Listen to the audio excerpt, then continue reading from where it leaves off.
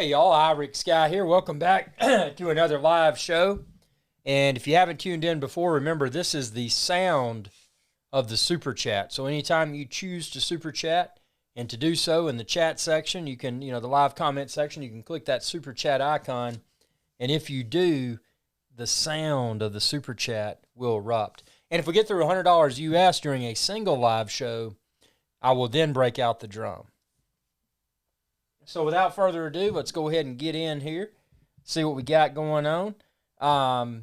Bunch of interesting happenings. Obviously with Sony, Sony's got a new the Sony A7C, which is a more compact Sony alpha camera. So that kind of looks cool. Rumors are pretty strong, suggesting that an A9, a new A9. It's probably right around the corner. It's probably going to do, 40 megapixel and all kinds of good stuff there. On the drone front, obviously we have strong rumors now suggesting, and Brad indicated this the other night, that the Mavic Mini 2 is probably going to release soon. So that's pretty exciting. Bunch of good stuff. Let's see. Let me pull this up here. Oh yeah, let me pull this out. Hold on, I got it right here. I'm gonna grab this for y'all. Hold on, let me grab this. I'll be right back over here to the studio.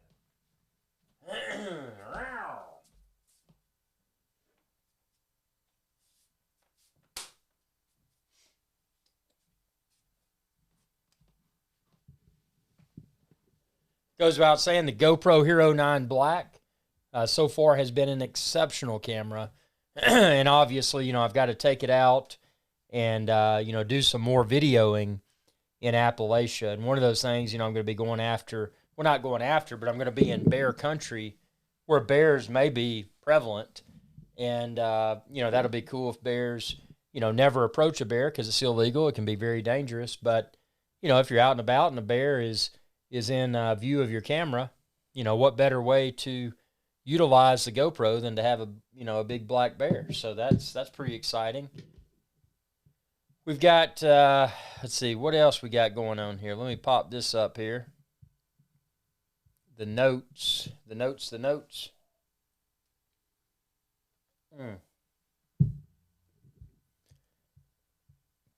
Let's see.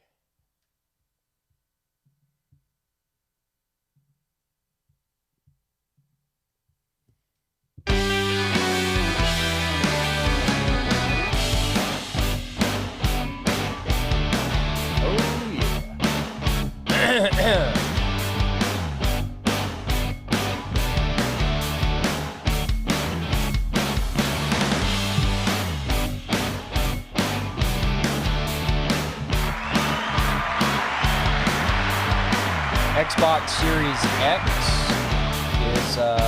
is releasing soon. I know a lot of people got loaded pre-order. Also, the PlayStation 5. Now, I'm not granted, I'm not a big gamer. I used to play a few games. I like to play Battlefield. That was kind of my thing.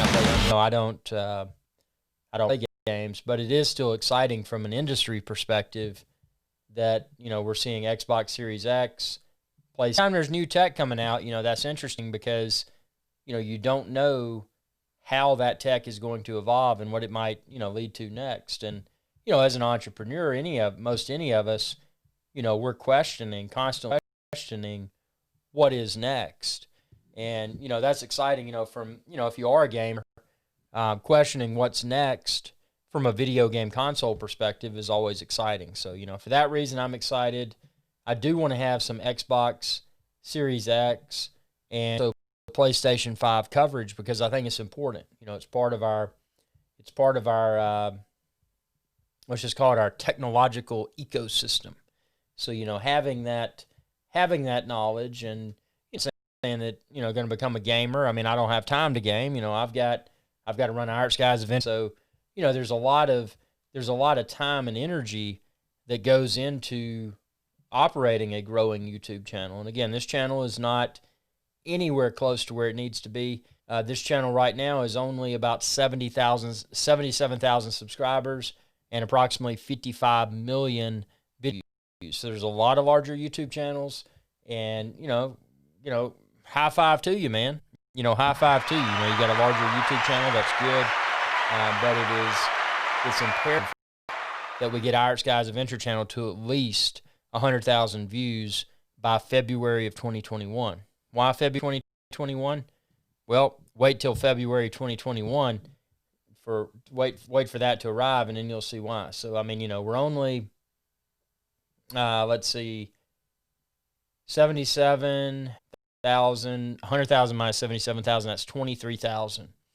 So we only need 23,000 more subscribers to achieve that mini milestone of 100,000 subscribers. And again, 100,000 subscribers is not a lot, but 100,000 subscribers is a stepping block, towards the goal. And there's not an end game, but the goal, I want to do 100,000 subscribers, then I want to jack it up to 250,000, 500,000, 1 million, and just continue to stair step. That's my goal here.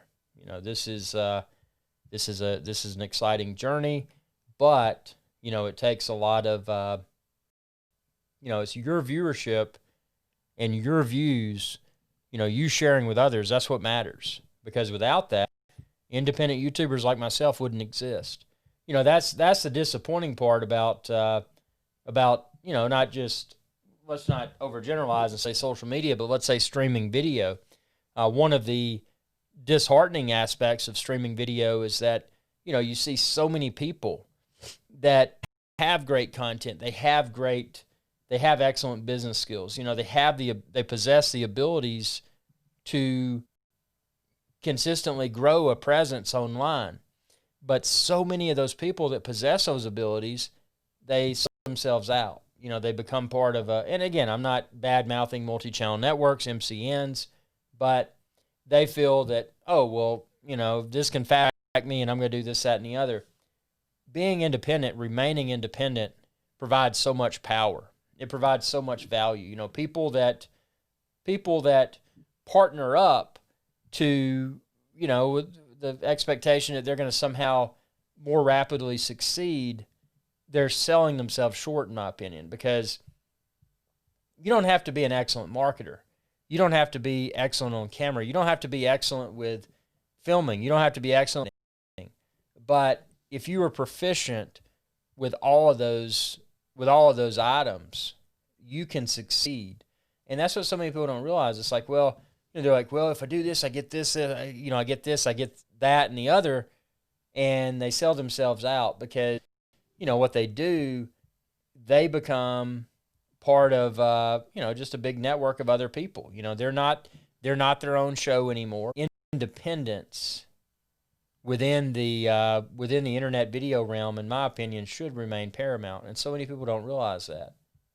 And I'm not trying to make people feel bad that have joined a multi-channel network. That's not my objective. I mean, maybe they feel good about it. Maybe they genuinely feel that they've made the best career decision. Maybe that's their takeaway. It's like, well, before joining the multi-channel network, I was this, and after this, I'm that. But what a lot of people, and especially people that are, here's the thing, I don't like to attack. I never attack people, but coming from years of experience within whatever realm, in my case, internet video, when you have years of experience, you've seen things and you know what certain things mean. And people that are newer to the realm, people that are newer to, let's just say, YouTube videos, they haven't been around long enough to know, to understand. And, their hand is steered. There's people that are excellent. Let me just tell you this, and this isn't just the case for internet video. This is the case for most any type of business opportunity. There are people, if you've ever heard of the term selling the dream, that selling the dream is an interesting concept, because selling the dream is basically someone that is a smooth talker.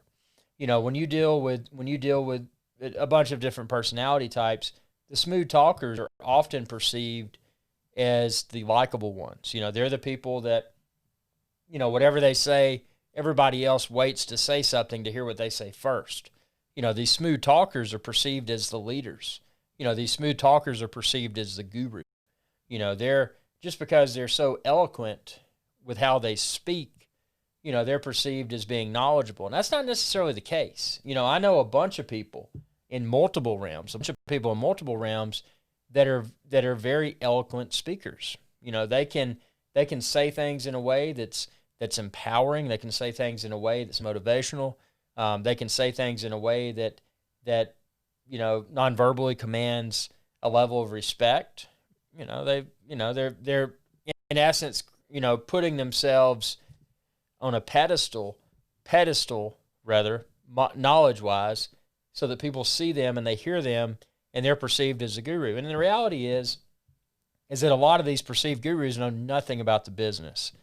What they do know is people. They know how to ask questions. They know how to ask questions in a way that will make them be perceived as a subject matter expert, the SME. They know how to, without being, let's say, aggressive, they know how to manipulate people without their target audience realizing that they're being manipulated.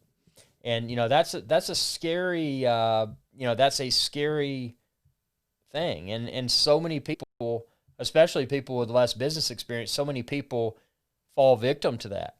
And even people that have been in the business world for many, many years, there's people that are very, very convincing with the way that they say things. People that are very convincing with, hiccups, with their delivery.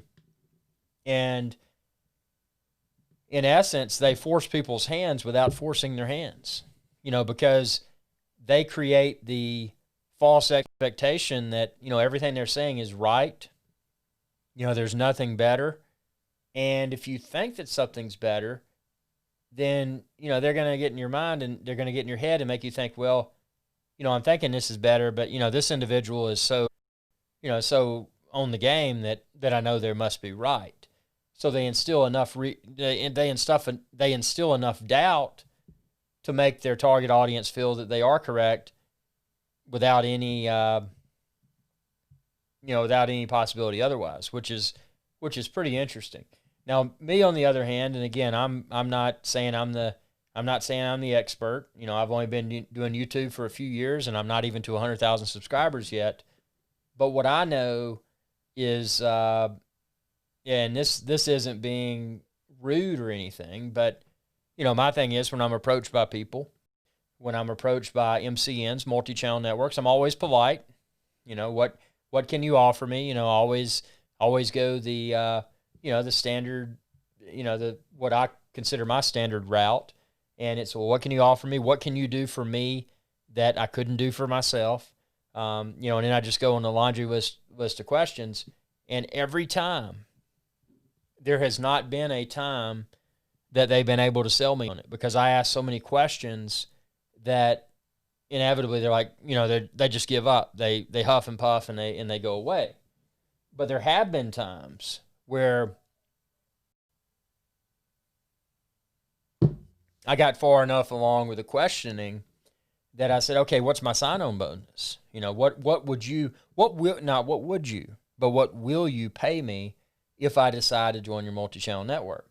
And it's pretty funny. I've actually had a few, when you're doing YouTube, when you're a YouTube channel, here's the thing. There's people that do it just for fun, and that's fine. If you have free time and you want to invest your free time into something that, may make you a better communicator, may make you better understand, internet video, this, that, and the other, maybe there's value that doing that can, maybe there's value that you can obtain by doing that. For me, I'm not going to do anything that doesn't result in some sort of pay. Time is money. And that's the thing I've noticed, especially recently, with the current generation, time is money, and people don't necessarily understand the value of the minute, not just the minute, but the second, and ultimately the hour. People don't understand the value of their time. People constantly tend to undervalue themselves, and that's a sad thing, because people, they don't, they just think they're just doing this because they enjoy it and it's fun. Business can be fun. You can have a great time, excuse me, running any sort of business. You can have a great time if you enjoy what you're doing. But what so many people do, they just give their time away. They don't feel that they should be somehow compensated for their time. And it's a really disturbing thing. I mean, and again, I'm an older dude. I got gray hair, and I got, gray hair. I kind of got a gut. I'm doing my Schwinn IC4, trying to lose some weight. But I mean, it's just, it scares me to witness the mentality of the masses today. I mean, people are afraid to start a business. People are afraid to place a value on their time. It could be the minute, it could be the hour, it could be value per day. Whatever that is, put a dollar amount on yourself. Don't sell yourself short. I mean, yeah, there's times where donating time is acceptable. I mean, if you're donating time to a good cause and you're educating others, I mean, that sort of stuff is perfectly acceptable and can add value to your own career. But, don't just do something for the sake of doing it and not monetize it. I mean, it's not, life shouldn't be a quest for the dollar, but life should be for freedom. And, and something that I've always, and actually in a lot of my motivational videos, you got to check those out. Subscribe to my channel, youtube.com/IrixGuy. But, one of the themes that I constantly revisit is just, I guess the best way to put it is create freedom. It's not, you're not going out and you're not creating dollars. Well, you are creating dollars, but ultimately what you're doing, what you should be doing, is driving towards freedom. Because if you can create something that can create freedom, and again, the way to create freedom is to free up time. Time is money. So whatever the activity may be, and if you're an entrepreneur and you're looking for entrepreneurial coaching, feel free to look me up, because I do provide consulting services. But if you're, time is money. So if you can free up time, you're creating freedom, because you don't have to delegate those hours, those free hours, to hours where you're having to be a task junkie. You're having to perform whatever task to make the dollars. Ultimately, it's a matter of generating enough revenue streams to where you can relax. Because nobody wants to be in a situation where they're trying to do something and they can't, because there's a financial obstacle. And that's always been, will always remain, my mentality. I'm not here to, it's not, generating excessive wealth is not my goal, but generating excessive freedom is. If I can generate enough, if I can create enough businesses that are profitable to where I can relax, to where I can, pursue additional ventures, ventures that I may not have pursued in the past because I didn't feel that I had the time to thoroughly research and incubate those ideas. So, I mean, it's an interesting thing. I mean, if you can eliminate, in other words, if you can make yourself not just, if you feel like every day you're tethered to the dollar and that's everything that drives you every day, that's not good. So you need to generate enough to where you can relax, you can have that clarity in your head, and develop, research and develop big ideas. I mean, ideas way beyond what you feel is big, because ultimately when you're incubating something, when you're selling something, you want it to be able to grow, and you want it to be able to grow so big that you couldn't even comprehend how big it was going to become. I mean, that's super important. So, part of this channel, IrixGuy's Adventure channel, I mean, obviously, if you watch my videos, you know that I'm an entrepreneur. So, I'm here to support the entrepreneurs with career guidance. I'm here to listen to your ideas. If you have an idea you want to pitch to me, go for it. I'm here to share lessons learned, my lessons learned, how have I failed, how could I have done things better, provide things that, may make your ventures more successful. I mean, there's no, that's the thing with entrepreneurship. There's no cookie cutter, if this, then that. Entrepreneurship, you steer your own ship. I mean, there's nobody else steering it. There shouldn't be anybody else steering it. So when you're doing this, I mean, ultimately, I mean, you are in a you're in a box with no game plan. I mean, the game plan is whatever you create. So it can be scary for a lot of people. Trelp, welcome aboard, Trelp. Good to have you, man. Good to have you. But yeah, I mean, it's just it's an entertaining thing, but it can be a frustrating thing for a lot of people. And it's just how you choose to interpret things, and how you choose to accept. At times you will probably be forced with accepting failure.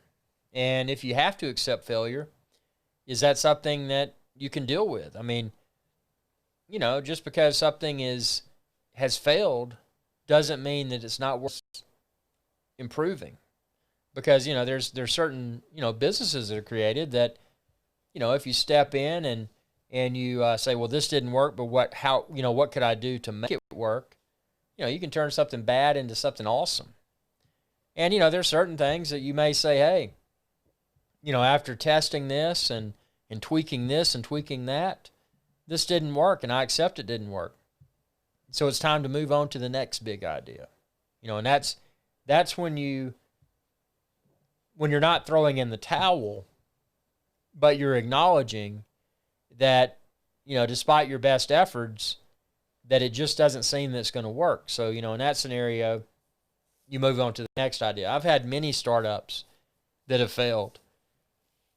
But even though they failed, those startups, they provided me with an education. They said, hey, this is why this failed. And it's it's funny to look back and look at some of those things and say, well, if I had done this. But again, you shouldn't live your life in the past. You should, hold on a second. My thing's going off here. Hold on.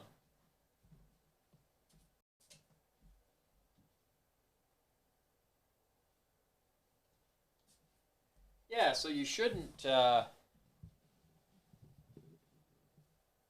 dwell upon the past, because the future is what matters. And the lessons learned in the past are potentially great lessons. Any success, any failure is an opportunity to improve. And hey, a failure can lead to a great success. And I've personally known many people that, and some of the people you look at them and you're like, if you're like me, you kind of size people up, and you're not doing it in a negative way, but you just, you meet someone and, you can read their character and this, that, and the other. You just get a feel for everything. But I've had a lot of people that I've known that have gone to create, multi-million dollar businesses, which a few $1 million is not a lot, but it's still a signal of success. And it's, it's interesting to just listen to other people's stories and, hear their struggles and, how did they, before their business became great, what were their primary pain points, and how did they overcome that? And how did they sculpt their business into something that's just extremely profitable? So I mean, it's it's an interesting thing, and it's scary.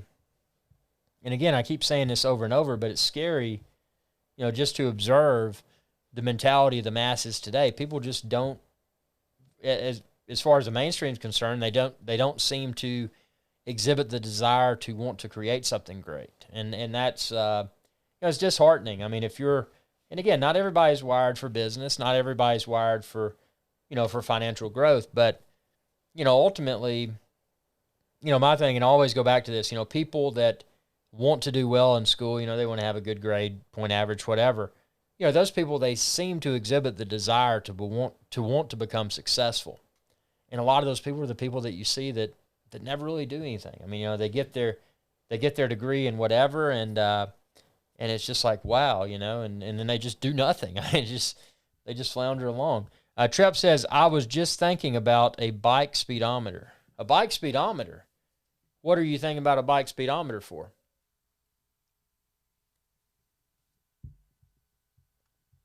Trep is talking about a bike speedometer.